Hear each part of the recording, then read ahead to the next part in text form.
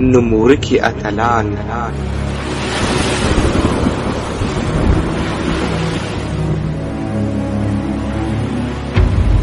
هغه اتلان چې هالیوډ موږ ته د سمندري غلو په نامه راوپېژندل. زه مجرم وم چې ارمان مې سپین قانون پر ما پورې دغه تور و بل څه نه و شهادت مې پر تا پور. 22مه برخه. موږ په تیره برخه کې وویل چې ابن قاضي د بربروسا په مقابل کې کومک راوغوښتی. هلته بیا د هغه دوه سالاران عباده او علقمه د هغه زوی حسین ته ویلي وه چې خپل پلار دې پوه کړه که نه موږ به یې ووژنو او ته دا راته ووایه چې ته زموږ سره ملګری یې او که نه. حسین لږ فکر وکړ او بیا یې داسې ځواب ورکړ لکه حضرت عمر فاروق رضی الله عنه چې نبي کریم علیه السلام ته د بدر په غزا کې وویل چې حضرت علي رضی الله عنه ته خپل ورور په لاس ورکړه چې هغه مشرک و چې ویې وژني او پلانکي صحابي ته د هغه ورور او بل ته د هغه ورور، یعنی هر صحابي به خپل ورور وژني په داسې حال کې چې هغه مشرک دی. د دې لپاره چې موږ الله پاک ته وروښیو چې زموږ دوستي پر نسب نه بلکې پر اسلام ده. که زموږ ورونه کفار وي موږ یې وژنو او که پردي مسلمانان وي نو زموږ ورونه دي. نو دلته هم حسین وویل ګرانو ملګرو زه تر وروستۍ ساله تاسو سره یمه. زه غواړم چې زما پلار ته یوه وروستۍ موقع ورکړل سي. که ونه ګرځېدی نو ستاسو پرېکړه به زما لپاره هم قبوله وي. خو یوازې یوه غوښتنه لرمه، کله چې تاسو هغه ونیسئ نو زه باید هلته نه یم. زه به ستاسو ملاتړ وکړم خو دا منظره نه سم زغملی. زه به په پرده کې پاته سم د اسلامي امت سرلوړي د مسلمانانو خیر او زموږ د سیمو د دفاع لپاره. که زما ټول خپلوان هم قرباني سي زه به یو هم ونه کړم. دا پریکړه ثابته ده پلار مې نور د مسلمانانو پر ضد نسي زغمل کېدلی. د حسین د دې خبرو وروسته عباده او علقمه دواړه خوشحاله او مطمئن سوه او درې واړه خپل مرکز ته ستانه سوله. کله چې بربروسا د توګو د ښار نظم و نسق برابر کړ نو د خپلو سالارانو او لښکرو سره د هغه ښار څخه ووتی او دا ځل یې مخ د عنابه ښار ته و. هلته د توګو د حاکم ابن قاضي لخوا یو ډېر ستر لښکر تیار سوی و. د بربروسا د مخنیوي لپاره د هسپانیا حاکم او سالار مونکیج، د تونس حاکم حسان، د بربرو سلطان حبسی او د تلمسان د باچا ابو حمو مرستې سره یو ځای سوي وې او د ژوند د اړتیاوو ډېر زیات سامانونه هم ورته رسېدلي وه. بل لور ته د ابن قاضي زوی حسین هغه خو شاته پاته و، خو عباده بن تمام او علقمه بن سعدون بیا د ابن قاضي پاملرنه دې ته راواړوله چې مسلمانان باید له یو بل سره جګړه ونه کړي. دوی ورته ویل دا سمه نه ده چې د هسپانیا د حاکم مونکیټ په غوښتنه مسلمانان د مسلمانانو پر ضد وجنګېږي. خو ابن قاضي د عباده او علقمه خبرو ته غوږ ونه نیوی. نو له همدې امله دوی پټه هڅه وکړه چې خپل نږدې کسان او سالاران خپل کړي. خو وخت ډېر کم و ځکه چې بربروسا د خپل لښکر سره د عنابه ښار ته نږدې رسېدلی و. ابن قاضي هم د ښار څخه راووتی او هدف یې دا و چې د ښار څخه د باندې بربروسا ته سخته ماته ورکړي او د توګو د ماتې غچ ترې واخلي. د ښار څخه د باندې یو ځل بیا دواړه پوځونه یو بل ته مقابل سوه. دا ځل د برید پیل ابن قاضي وکړ او پر خیرالدین بربروسا یې سخت برید وکړ. خو خیرالدین بربروسا او ملګرو یې د بېسارې زړورتیا او د لښکر مشرتابه سره د ابن قاضي بریدونه ودرول. بیا یې داسې تدبیرونه پیل کړه لکه د موسمونو د بدلون پر مهال هغه خوږې سندرې چې د سیندونو اورېدل کېږي. لومړی خیرالدین بربروسا او ملګرو یې ځانونه یوازې دفاع ته محدود کړل.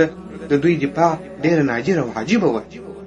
کله چې دفاع بشپړ شوه بربروسا او د هغه لښکر حرکت وکړ او د ځوابي برید پیل یې وکړ. هغوی د ابن قاضي پر پوځ بریدونه وکړله. جګړه په خپل اوج کې وه.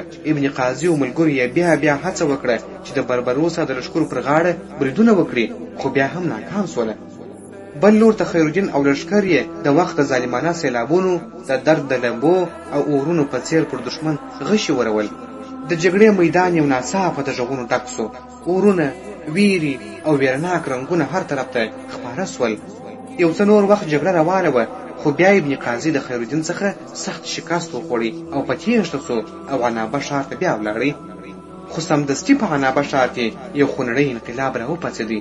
په هغه جګړه کې عباده بن تمام سخت ټپي سوی و خو بیا هم هغه او علقمه بن سعدون د خپلو نږدې کسانو سره مشوره وکړه او د ابن قاضي پر ضد یې بغاوت وکړ. کله چې د عباده او علقمه پلویانو د ابن قاضي پر ضد بغاوت وکړ نو د هغه ډېر متحدین یې ووژله او ټول پوځ د ابن قاضي پر ضد ودرېدی، ځکه چې هیڅ مسلمان نه غوښتل چې مسلمان د یو بل مسلمان سره جګړه وکړي. په همدې ګډوډۍ کې د عنابه ښار دننه ابن قاضي ووژل سو. د بلې خوا بربروسا د عنابه ښار څخه د باندې تم سو. هلته خپل لښکر انتظار کړ. زخمیانو ته د پاملرنې کار پیل سو. په همدې منځ کې د هغه یو شمېر طلایي سرتیري ورغلل او دا خبر یې ورکړ چې په عنابه ښار کې بغاوت راپورته سوی دی او د مسلمانانو د یووالي او اتفاق د ساتلو لپاره دوو سردارانو عباده او علقمه د ابن قاضي پر ضد بغاوت کړی او هغه یې وژلی دی. دا خبر بېشکه چې د مسلمانانو لپاره د خوشحالۍ وړ و. بربروسا غوښتل چې په دې اړه خپل احساسات څرګند کړي، خو هماغه مهال د عنابه ښار دروازه خلاصه سوله او د خلکو یوه ډله چې سپین بیرغونه یې پورته کړي وه د بربروسا پر لور وخوځېدله. په دې خوا کې بربروسا د خپل مرستیال تورغود، حسن کرسو، صالح، سنقان، کاکار او نورو سردارانو سره ولاړ و. ټولو د عنابه د ښار د دروازې په لورې کتله. هغه دروازه چې اوس خلاصه سوې وه او هلته راوتلی کاروان د دوی خواته روان و. کله چې دغه ډله نږدې راغله نو ټول حیران پاتې سوله، ځکه د دې ډلې له غړو څخه ځینو کسانو یو څوک پر تخت راایستلی و او له ځان سره یې راوستی. د دې وخت غړي سیده و هغه ځای ته راغله چیرې چې خیرالدین بربروسا د خپلو سردارانو سره ولاړ و. هغوی هغه تخت په ځمکه کېږدی. بیا د دې ډلې یو مشر چې یو ځوان و د خیرالدین بربروسا پر لور وکتل او ویې ویل: امیره، زما نوم علقمه بن سعدون دی. موږ ګنهګاران یو، مجرمان یو. تر اوسه مې زړورتیا ونه کړه چې تا ته راسم، سلام درکړم، مصافحه در سره وکړم. نه پوهېږم چې ستا لخوا به څه غبرګون وي. علقمه همدا خبره کوله، خو لا یې جمله نه وه پوره کړې چې بربروسا ور وړاندې سو. د ده سره یې نه یوازې مصافحه وکړه بلکې هغه یې په غېږ کې ونیوی. په پوره جوش او مینه سره یې د هغه پر مخ لاس تېر کړ او بیا د خیرالدین بربروسا نور سرداران هم علقمه ته رامخکې سول او یو په بل پسې د هغه سره یې غېږې ووهلې. وروسته بیا د هغه د ملګرو سره هم همدا ډول تود د محبت څخه ډک او عزتمن استقبال وسو. کله چې دا د احساساتو شیبې تېرې سولې نو دوی چې کوم تخت راوړی و نو علقمه د هغه کټ څنګ ته ورغلی. سپین څادر یې پورته کړ. هلته عباده بن تمام پروت و. هغه زخمی و. علقمه بن سعدون د هغه په لور اشاره وکړه او خیرالدین بربروسا ته یې وویله: امیره، دا زما ملګری دی، عباده بن تمام. زموږ د ټولو استازیتوب د خپله کاوه، ځکه د ده پښو ته سخت زخمونه رسېدلي دي نو حرکت نسي کولی. کله چې علقمه چوپ سو نو عباده بن تمام ورته ویل: ای ابن سعدون، زما وروره، ما امیر خیرالدین ته ورسوه. زه او زما ملګري مجرمین یو او زه دا غوره بلم چې د امیر تر سیوري لاندې د خپلو تېروتنو اعتراف وکړم او سزا واورم. علقمه بن سعدون ورته ویله: وروره، خیرالدین بربروسا ستا مخې ته ولاړ دی. عباده بن تمام بیا دوام ورکړ. ویل: امیره، موږ هغه بدبخته خلک یو چې د خوشبویه رڼاګانو پر ځای د تیارو په لاره سرګردانه وو. موږ د ګلونو ساتنه پرېښودله او د ازغو پالنه مو کوله. د ازارۍ د سرو زرو شیبې مو هېرې کړلې. د خپل ملت یووالی مو خراب کړ. دا زموږ بدبختي ده چې د امن د ورېښمو شیبو په ښایسته سهار او ماښام کې موږ خونړي نیتونه تعقیبوله. حال دا چې زموږ شاپېره مسلمانان سلګۍ او آهونه وهله، خو موږ د خپل ملت لپاره فریب، دوکه او بغاوت ته مخه کړې وه. د قلم او ضمیر د تورولو لپاره مو هڅې کولې. موږ هغه بدبخته خلک یو چې د خپل دین روحیه، د ملت یووالی، د محتاب سیوري مو هېر کړله او د اسلام د دښمنانو تر څنګ د وسوسو او تیارو لارو ته روان سوو. موږ خپل هغه مالک هېر کړ چې د نوح علیه السلام کښتۍ یې ساحل ته ورسوله. موسی علیه السلام ته عصا او سپین لاس ورکړ او د حرا غار یې د اقرا په جلال روښانه کړ. کاشکې موږ ټول مسلمانان د کعبې د حرمت په رڼا کې ثابت قدمه وای، نو اسمان، وریځې، خاورې به زموږ د غرونو غوندې تر تسلط لاندې وای. که موږ د حق جلال او د صداقت د ښایست سره یو موټی سوي وای نو به د بحر و بر مشران وای. خو افسوس، موږ د الله اکبر او لا اله الا الله دفاع هېره کړله او د حرص تیارو ته ولوېدلو. ای الله، ما د امیر خیرالدین بربروسا څخه بخښنه وغوښتله، ته هم ما او زما ملګري وبخښه. ای زما الله، ستا عظمت په چینو او په هر څه کې دی، ستا جلال په نیلو سمندر کې دی، ستا ښایست په صحراو او ګلزارونو کې دی. ته په بادونو، فضا، خلاو او ستورو کې موجود یې. ای الله، ته خپله په خپل الوهیت او ربوبیت د رضالت څخه لوړتیا راکوې. پرته له تا څخه هر څه زوال ته ځي. ای د دواړو جهانونو مالکه، د هر نفس په आवाज، د هر زمان و مکان په یوازیتوب کې ستا ذات او صفات روښانه دي. ای زما الله، زه ستا لور ته رجوع کوم او خپلو تېرو ګناهونو او خطاګانو باندې بخښنه غواړم.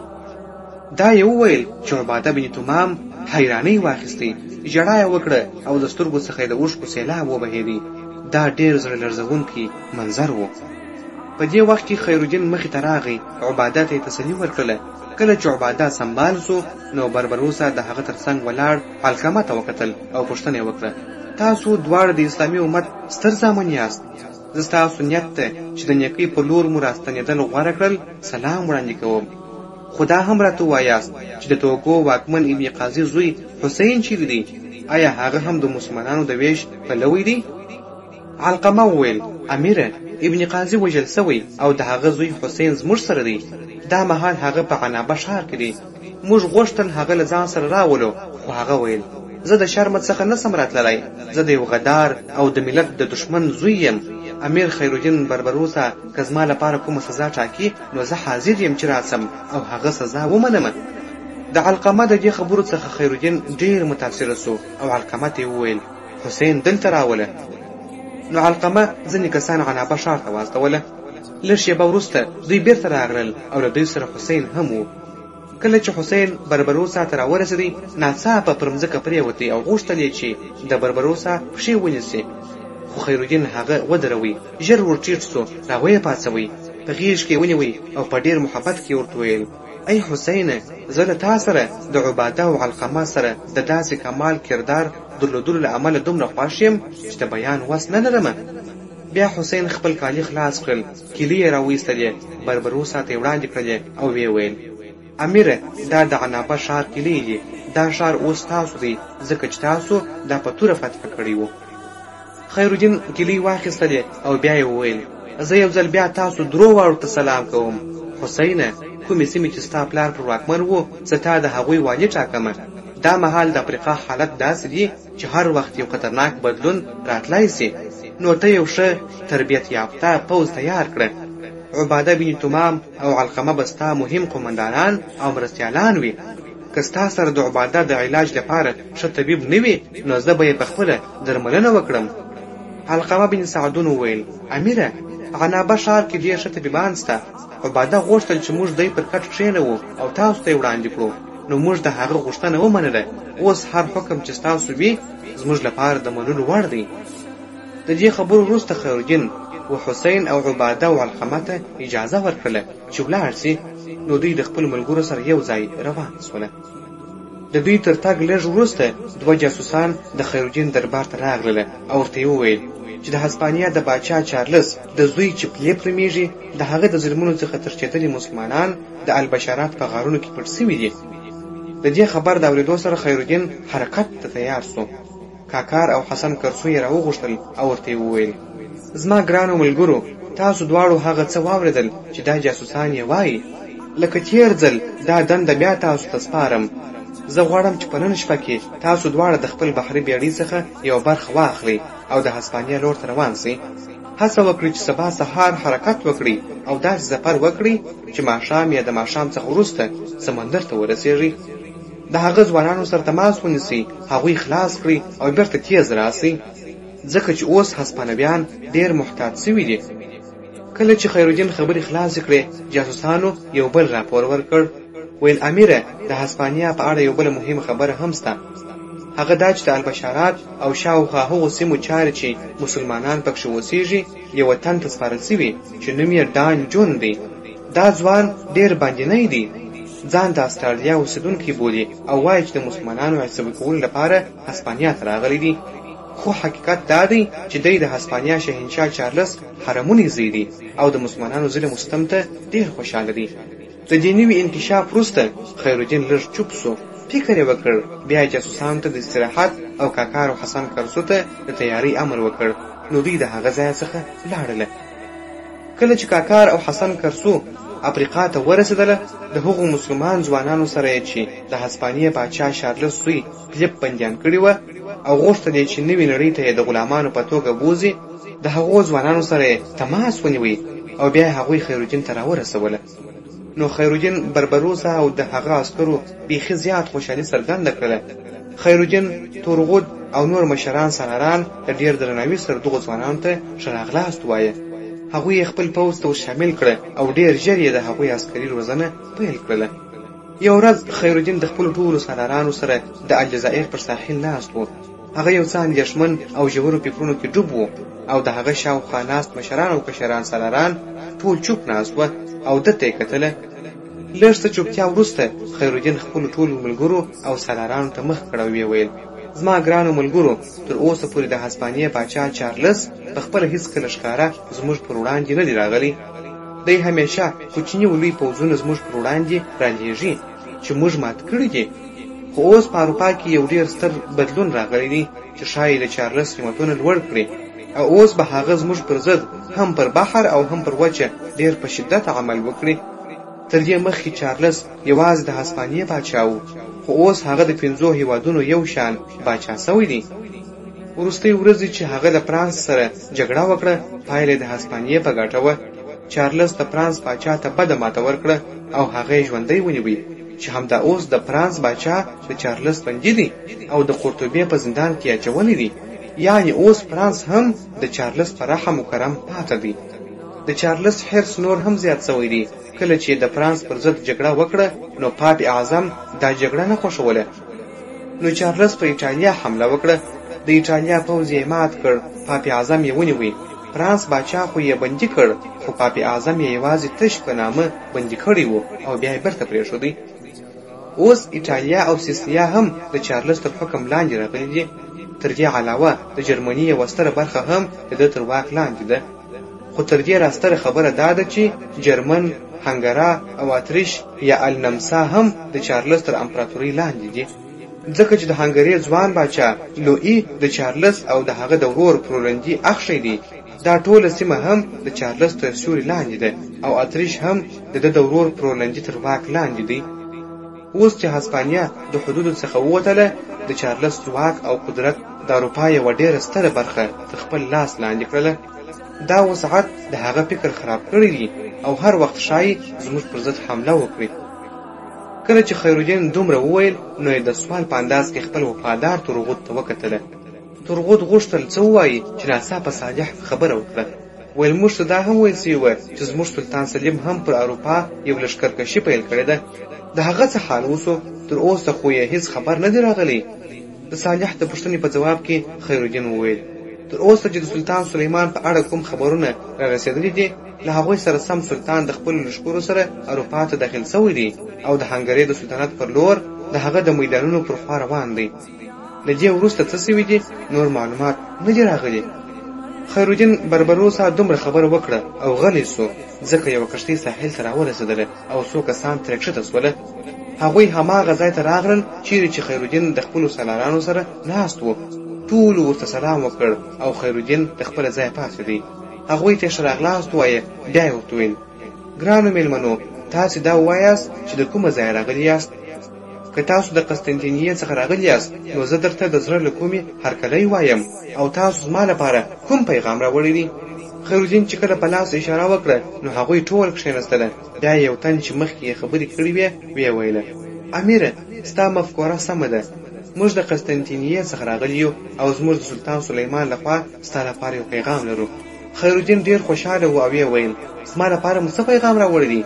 هماغه کس بیا وویله: امیره، سلطان د اروپا پر پراخو میدانونو کې د اروپا د ټولو قوتونو سره جنګونه کړي دي. هغوی ته یې سخته ماته ورکړې ده. د هغوی پوځیان یې ووژل او د هغوی ملا یې ماته کړله. له دې وروسته سلطان د یو فاتح په توګه قسطنطنیې ته بیرته راستون سوی دی او د دې فتحې خبر یې ټولو سیمو ته ورکړی دی. موږ او زموږ نور ملګري یې تا ته، مصر ته، مکې مکرمې ته، د یاري بکر ته او خپلو شمالي علاقو ته لېږل سوي یو څو ټولو والیانو او حکامو ته د سلطان دا فتحه ورسوو. کله چې دا قاصد چوپ سو نو خیرالدین په ډېر شوق سره وویله: زما ګرانو ملګرو، ستاسو د منځه څوک سته چې په دغو جګړو کې شامل سوی وي؟ کوي نو زه به د هغه څخه د دغو جګړو د تفصیلاتو اوریدل ډېر خوښ کړم. هماغه قاصد بیا وویله: امیره، اندېښنه مه کوه، زه پخپله په دغو ټولو جګړو کې شامل وم، زه درته دا تفصیل درکولی شم. خیرالدین د ډېرې مننې سره ورته وکتل او ویې ویل: ګرانه وروره، که داسې ده نو راته ووایه چې سلطان د اروپا د کومو قوتونو سره جګړه وکړله؟ دا جګړې چیرې وسولې او پای یې څه وې؟ قاصد وویل: امیره، کله چې د هسپانیې باچا چارلز د فرانس باچا په یوه جګړه کې بندي کړ، ایټالیا او سیسلیا کې یې فتوحات وکړل، حتی پاپ اعظم یې هم بندي کړ. نو د هغه څخه وروسته یې د جرمني او اتریش پر خوا خپل لښکر بوتلی او هلته هم بریاوې ترلاسه کړلې. هلته خپل نفوذ ټینګ کړ. وروسته خپل اخښی لویی ته چې د هنګري باچا و الهام ورکړ چې د ترکانو څخه هغه ځمکې چې مخکې د نصرانیانو څخه نیولې وې بیرته واخلي. د چارلز د دې هڅونې په نتیجه کې لوی چمتو سو، که څه هم دی په خپله د جنګ پیل کوونکی نه و، ځکه چې دی یو نیک مزاجه سړی و. یوازې د عسکرو لوبو او ښکار سره شوق درلودی.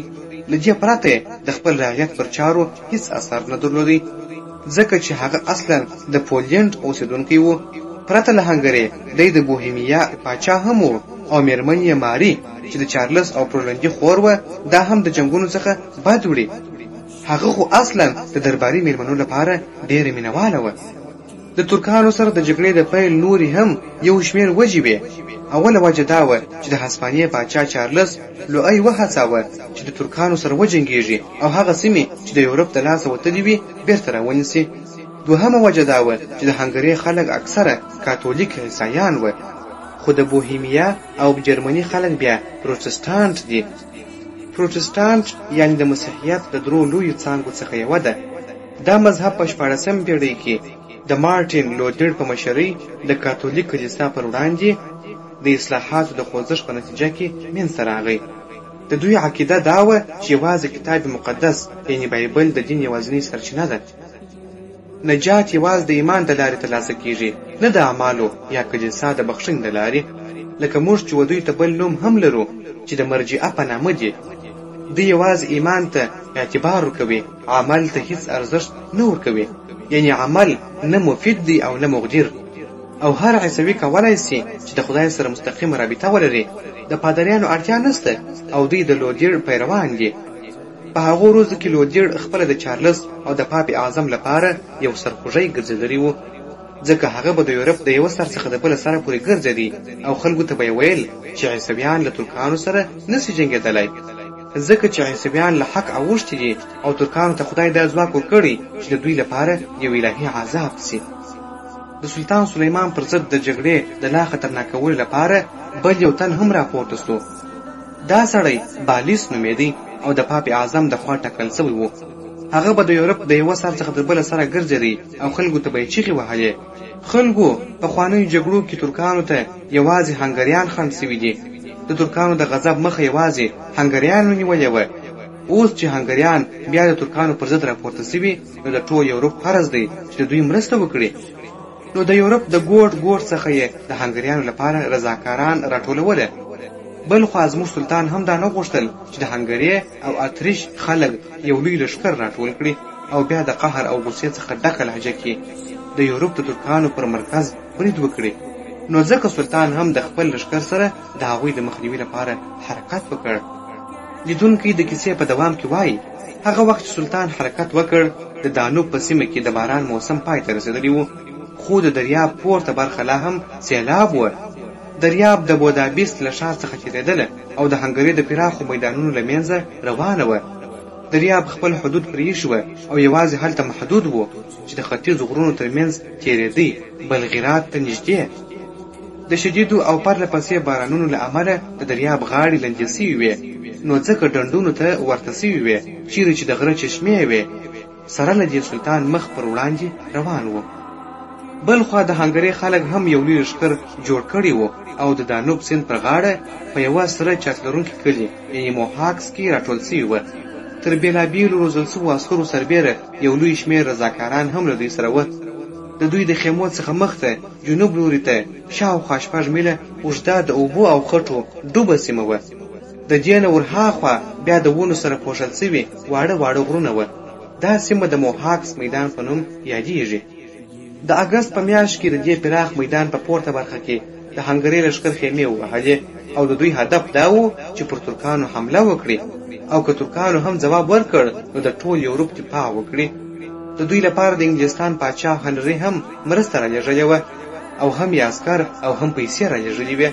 خو په همدې ورځو کې مارټین لودر بیا یورپوالو ته غږ کاوه او ویل به یې د ترکانو سره جګړه کول د خدای مقابلې ته درېدل دي.